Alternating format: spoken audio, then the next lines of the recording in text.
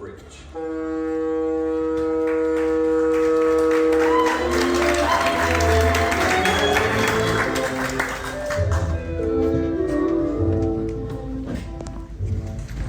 You wouldn't have known it. Something amusing has just happened. You see how uneasily they nod to me? It's because I am a lawyer. In this neighborhood, to meet a lawyer or a priest on the street is unlucky. We're only thought of in connection with disasters. They'd rather not get too close. I often think that behind that suspicious little nod of theirs lies 3,000 years of distrust. A lawyer means the law. And in Sicily, from where their fathers came, the law has not been a friendly idea since the Greeks were beaten.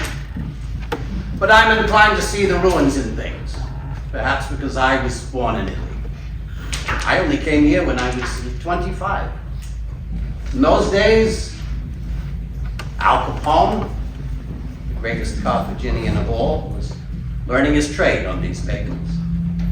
Frankie Yale himself was cut precisely in half by a machine gun on the corner of Union Street, 2 blocks away. Well, there were many here who were justly shot by unjust men. Justice is very important. But this is Red Hook, not Sicily. This is the slum that faces the bay on the seaward side of Brooklyn Bridge. This is the gullet of New York, swallowing the tonnage of the world. And now we're quite civilized, quite American. Now we settle for half, and I like it better. I no longer keep a pistol in my filing cabinet. And my practice is entirely unromantic. My wife has warned me, so have my friends. They tell me the people in this neighborhood lack elegance, glamour. After all, who have I dealt with in my life? Longshoremen and their wives. And fathers, grandfathers, compensation cases, evictions, family squabbles, the petty troubles of the poor. And yet every few years, there is still a case.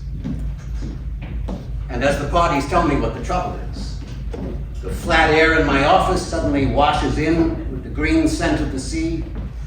The dust in this air is blown away, and the thought comes that in some Caesars here,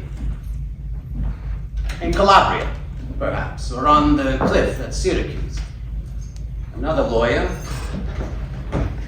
quite differently dressed, heard the same complaint, and sat there as powerless as I, and watched it run its bloody course. This one's name was Eddie Carbone, a longshoreman working the docks from Brooklyn Bridge to the breakwater, where the open sea begins.